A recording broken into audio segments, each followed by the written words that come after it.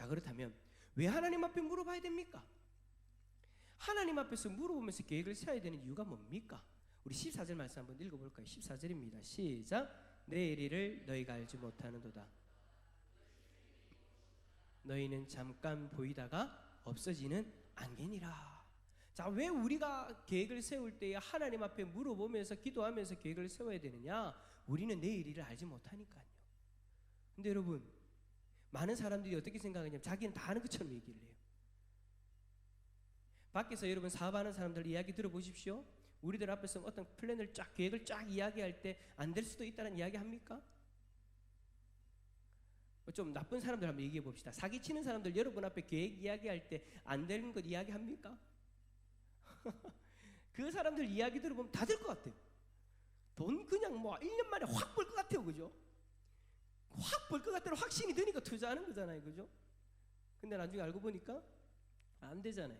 사람들은요, 하나님을 인정하지 않는 사람들은, 많은 사람들은 자신의 미래의 내적, 외적인 그 모든 환경을 임의대로 다 조정할 수 있는 것으로 믿어요. 자신이 계획한 대로 다 된다고 그렇게 믿는단 말이에요. 그래서 자신의 유익을 위한 그 계획의 모든 통제권이 자신에게 있다라고 그렇게 생각을 하는 거죠. 하지만 여러분, 잠언 27장 1절에 이런 말씀이 있습니다.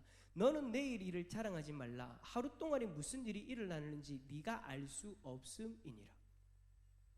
우리는 여러분 하루 동안에도 무슨 일이 일어나는지 알 수 없는 사람이에요. 이것은 여러분 말씀에서만 이렇게 이야기하는 것이 아니라 우리가 인생을 살아보니까 인정하십니까? 안 하십니까? 여러분 인생이 여러분 마음대로 되대요? 여러분 인생에 앞으로 내가 뭐 닥쳐올 것이라 생각했더니 그대로 다가오던가요? 아니잖아요.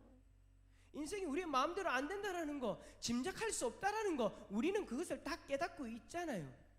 여러분 예수님은요, 어리석은 부자의 비유에서 이런 말씀을 하셨어요. 여러분 어리석은 부자가 오늘 13절의 계획을 세우는 상인처럼 미래에 대한 헛된 계획을 세웁니다. 그는 여러 해 동안 자신의 쾌락적 삶을 살기 위해서 계획을 실행할 만큼 자신의 재물이 충분하다라고 호언장담했던 사람이에요.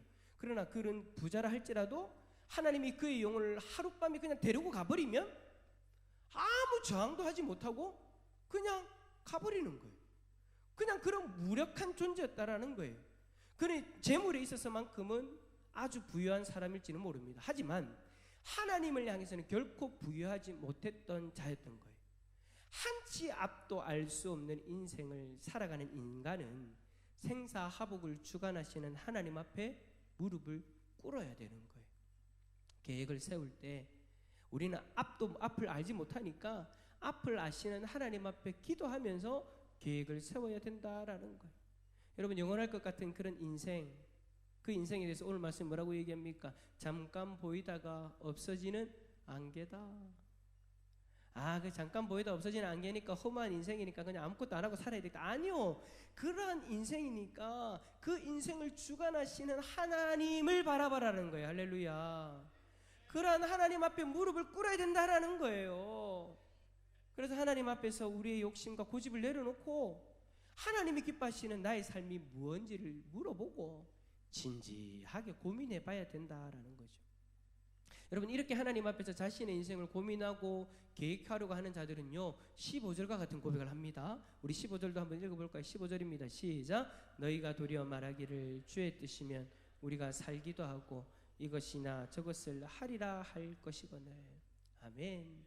13절의 계획을 세웠던 사람은요 자신의 뜻대로 살고 이것이나 저것을 내 이익을 위해서 그렇게 하는 마음을 가득한 사람이었어요. 하지만 15절의 사람은요 15절의 고백을 하는 사람은요 주님의 뜻이 기준이 되어져 가지고 주님의 뜻대로 하겠다라는 그 마음이 가득한 사람인 것이죠. 이러한 사람은 주님의 뜻이 있으시면 우리가 내일의 태양을 보게 될 것이다 라고 그렇게 고백할 수 있는 거예요. 주님이 날 향한 계획이 있으시면 오늘 하루도 무사히 보낼 거고 날 향한 계획이 내일도 있으면 내일도 우리는 눈을 뜬다라는 거예요. 그러나 하나님이 날 향한 계획이 오늘로 끝나는 것이면 우리는 그 모든 것을 다 이루었기 때문에 하나님 앞에 그냥 가는 것이죠. 그것이 여러분 오늘 15절의 말씀을 고백하고 있는 사람의 마음인 것이죠. 근데 여러분 이게 쉽습니까? 어렵습니까? 주님 뜻 안에서 계획을 세운다, 주님 앞에 물어가면서 계획을 세운다, 이거 여러분 쉬운 거 아니에요. 어떨 때는 이게 너무 헷갈려가지고 너무 힘들어요.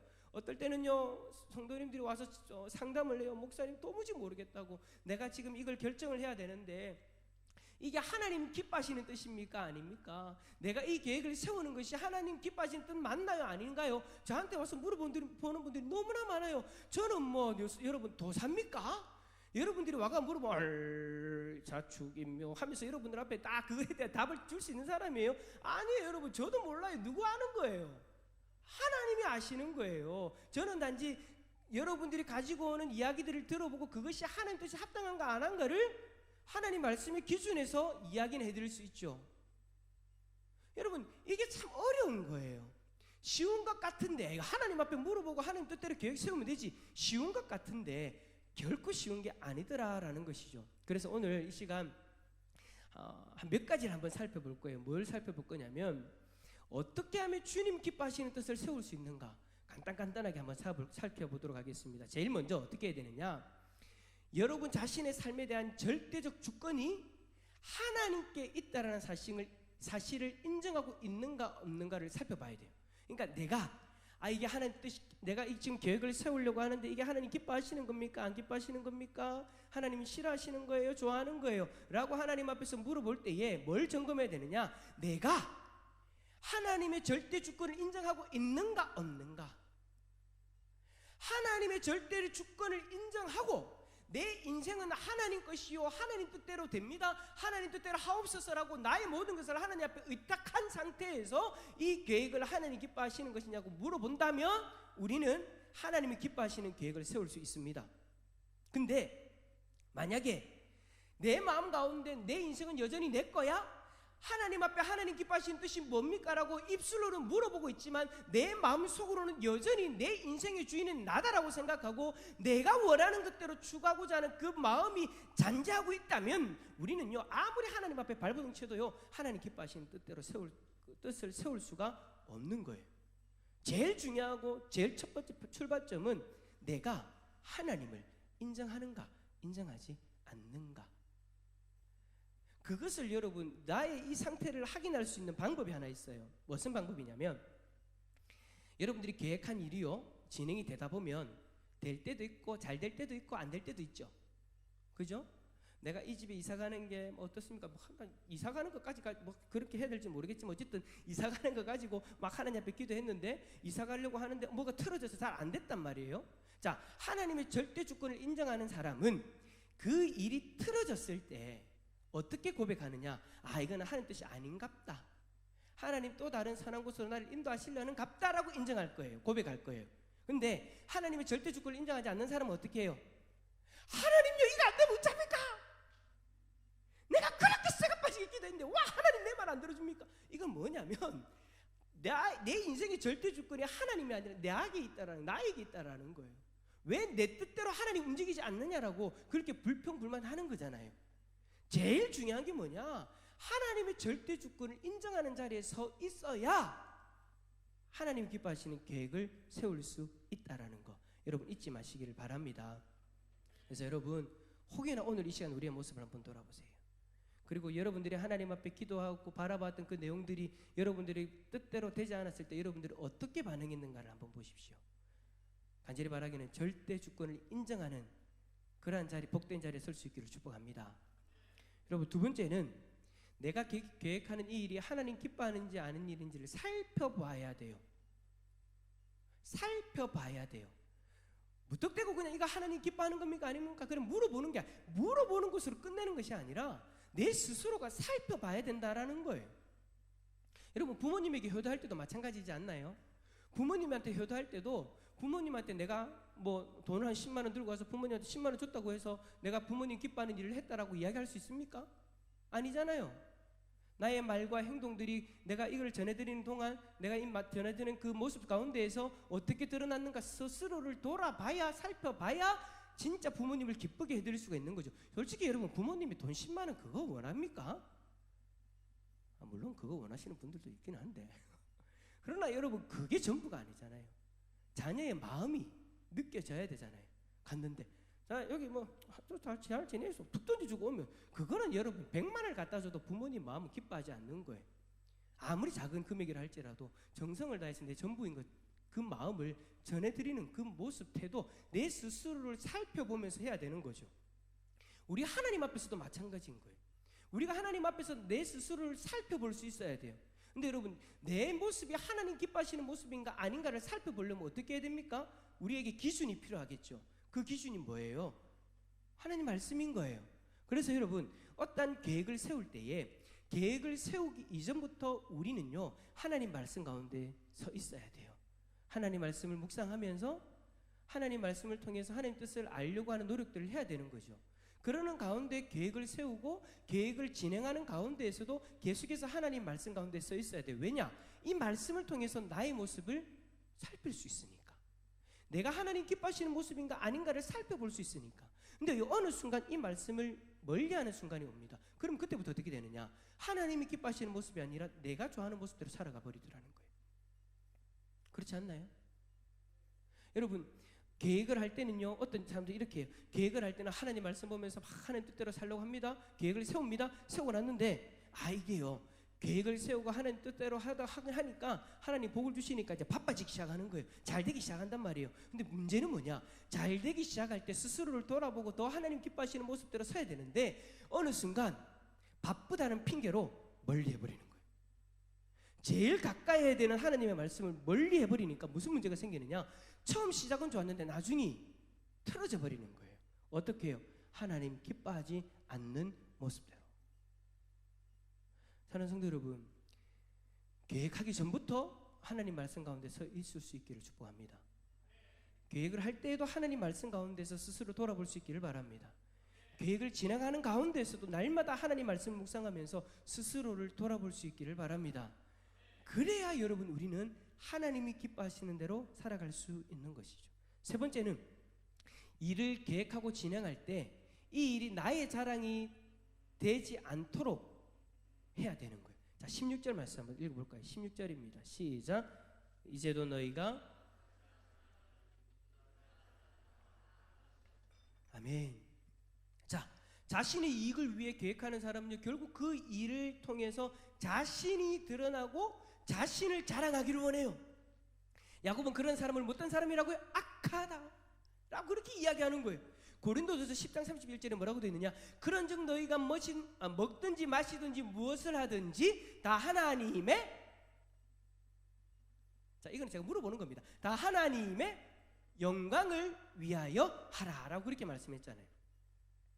나의 자랑, 나의 영광을 위해서 하는 것이 아니라 하나님의 영광을 위해서 하라라고 그렇게 말씀한 거예요. 우리가 계획하는 그 모든 일들은 나의 자랑을 위해서 하는 것이 아니라 하나님의 영광을 위해서 해야 되는 줄 믿습니다. 여러분, 그 일을 통해서 성공해야 됩니까? 그럼 그 성공을 통해서 무엇을 드러내길 원하십니까? 여러분들이 계획하고 지금 그 계획대로 살아가고 있는 그 일들 있잖아요, 그죠? 여러분, 그 일들을 통해서 성공해가지고 뭘 드러내고 싶습니까? 봐라, 내 능력 있지? 봐라, 내 잘났지? 헤이. 아무도 안 오는 거예요. 우리의 마음 가운데는요, 그런 마음이 항상 우리에게 도사리고 있어요. 항상 티 나오려고 준비하고 있는 것 같아. 그럴 때마다 어떻게 하라고요? 누구에게 영광요? 하나님께 영광 돌리는 우리 성도님들 다 될 수 있기를 축복합니다. 마지막으로 여러분, 그 일을 실행함에 있어서요, 죄를 행하면 안 돼요. 자, 17절 말씀 읽어봅시다. 17절입니다. 시작. 그러므로 사람이 선을 행할 줄 알고도 행하지 아니하면 죄니라. 아멘. 사람이 선을 행할 줄 알고도 라는 이 말은요, 무엇이 옳고 그런 것인지를 안단 말이에요. 하나님의 말씀을 통해서 이게 죄다 아니다를 안단 말이에요. 알고 있음에도 불구하고 그 계획을 성공하고자 하는 그 욕심이 가득하게 되어지면 결국 선을 포기하게 되고 죄를 짓는 것도 허용하게 되더라라는 것이죠. 사랑하는 성도 여러분, 하나님 앞에서는요, 결과보다 뭐가 더 중요합니까? 과정이 더 중요합니다. 그 과정을 어떻게 진행했는가를 하나님은 더 크게 보시는 분이세요. 그 과정 속에서 우리가 하나님을 향해서 죄된 마음을 가지고 선한 일을 행하지 않고 악한 일을 행하면 하나님 앞에서는 그것은 부끄러운 죄의 모습이다라는 것이죠. 그러면 그 계획은 하나님이 기뻐하지 않는 계획이 되어버리는 거예요. 사랑하는 성도 여러분, 어떤 계획을 세우고 어떤 일을 하든지 간에 선을 아신다면 선을 행할 수 있기를 축복합니다. 자, 근데 그럴 때 많죠. 선을 알고 있음에도 불구하고 요분만 눈 감자, 요분만 좀 모른 척하자, 옆에 있는 분 바라보면서 그렇게 얘기합시다. 그러면 안 됩니다. 그러면 안 됩니다. 하나님은 그 과정을 더 크게 보신다라는 것을 기억하시고, 그 과정이 하나님 마음에 합당하면요, 하나님 더 큰 은혜를 부어 주실 줄 믿습니다. 말씀을 정리합니다. 지금 어떤 일을 계획하고 계십니까? 여러분 개인적으로, 가정적으로, 그리고 회사의 일, 그 계획의 중심에는 무엇이 있습니까? 하나님이십니까? 아니면 여러분 자신입니까? 혹여나 우리 자신이 그 계획의 중심에 있다면 오늘 말씀을 통해서 하나님을 계획의 중심에 둘 수 있기를 바랍니다. 그래야 됩니다. 왜냐?